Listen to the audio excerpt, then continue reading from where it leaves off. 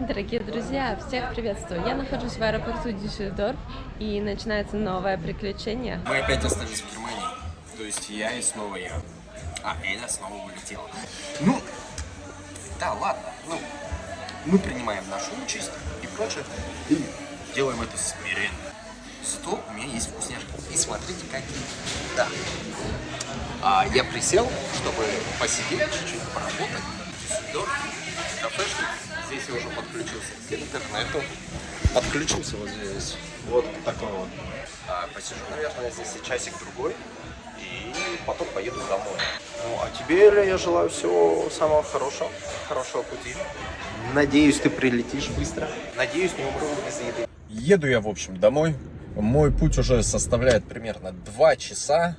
И, к сожалению, я проехал примерно только 35 километров. Мне еще ехать 85. Пробка на пробке, пробка на пробке. И сделать с этим я ничего не могу. Вот примерно вот так вот и двигаемся постоянно. Со скоростью 10-11 километров в час. Стоим, едем.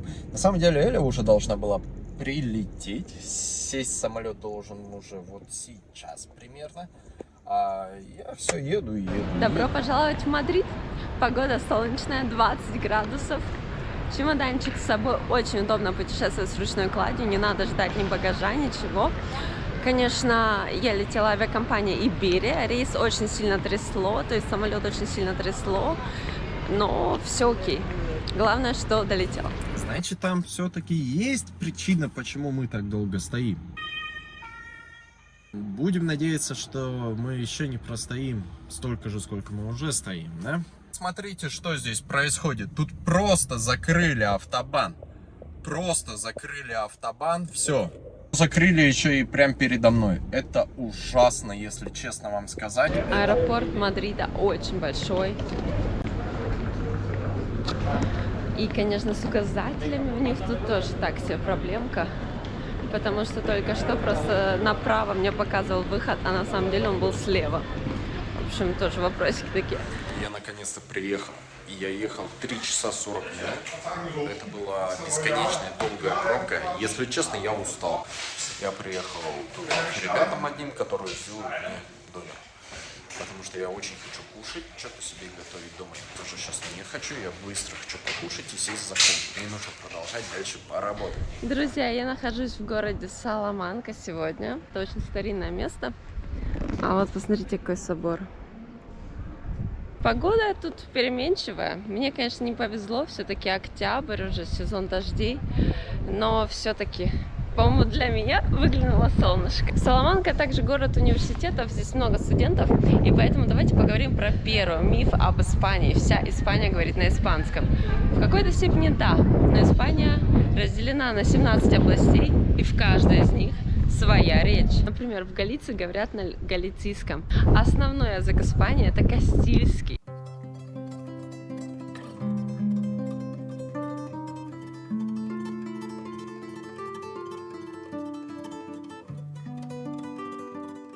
Второй миф — то, что в Испании всегда жарко. Это тоже неверно. Сейчас я нахожусь в регионе Кастилия и Леон, и здесь даже бывают холода. Представляете? Здесь есть горы, и на горах даже снег лежит. В Испании реально бывают холода, и зимой, конечно, здесь не очень бывает в этом регионе, потому что отопление работает государственное всего по 4 часа, например, и это, конечно, прохладненько, поэтому люди включают всегда дополнительное отопление, у кого какое, электрическое, газовое. В квартирах зимой здесь холодновато, и температуры доходят до минус 70.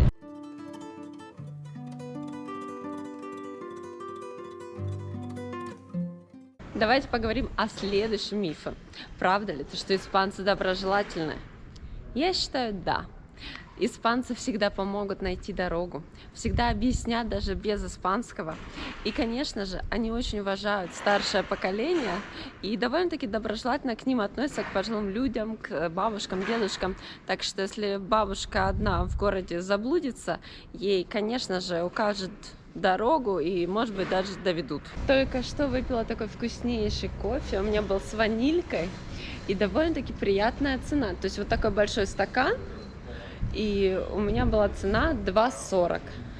То есть в Германии, по-моему, даже капучино сейчас в Мюнстере стоит дороже. Насколько я помню, у меня капучино стоил в Мюнстере 3,40, что-то уже такое. Испания же, конечно, славится хлебобулочными изделиями. Ну, не могла я побывать в Испании и не съесть что-нибудь вкусненькое. Я уплела вкуснейший круассан с шоколадом. В Испании едят одну паэлью. Это еще один миф, который я хочу развеять. Неправда. Еда в Испании очень разнообразна и зависит от региона, в котором вы находитесь. Я, например, сегодня ела на завтрак тортилью. Это такое блюдо, жареная картошечка, еще запеченная или... то есть приготовленная с яйцом. Это выглядит как омлет, но на вкус это совсем не омлет. Часто слышим то, что испанцы ленивые. Как вы думаете? Пишите в комментариях, испанцы ленивые или просто не любят двигаться? На самом деле, они, может, не ленивые, просто им много нужно для жизни. Например, испанцу не нужна крутая машина, поэтому он работает просто, чтобы жить и наслаждаться своей спокойной, уравновешенной жизнью. Испанцы любят говорить 100%. Испанцы очень социальные. Они постоянно общаются и могут говорить часами с незнакомым человеком. Например, испанец придет в бар и может просто сидеть с незнакомым человеком и общаться весь вечер.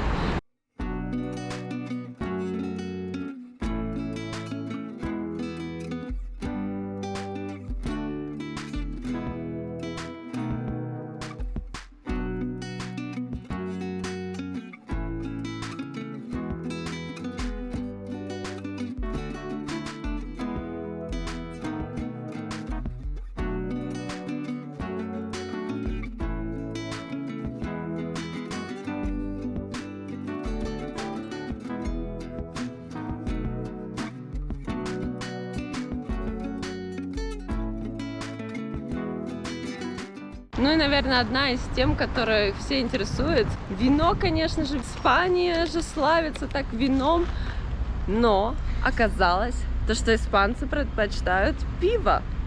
В Испании употребляют 50 литров в год на человека, а в Германии 90. А вина употребляют довольно-таки меньше, чем пиво. А еще меня очень удивило то, что парковка тут указана в минутах. То есть вы платите 0,053 цента в минуту.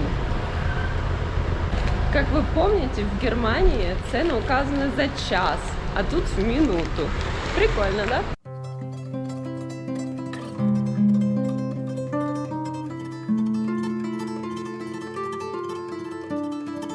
Нахожусь на фоне входа в такую знаменитую церковь в городе Авила.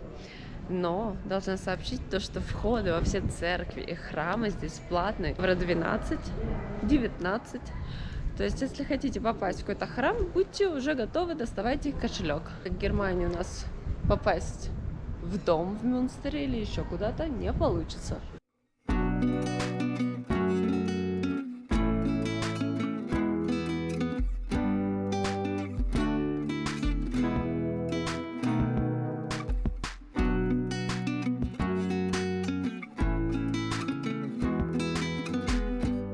Дорогие друзья, Испания часто ассоциируется с морем, пляжем, но должна сказать, это не только море и пляж, а еще и горы.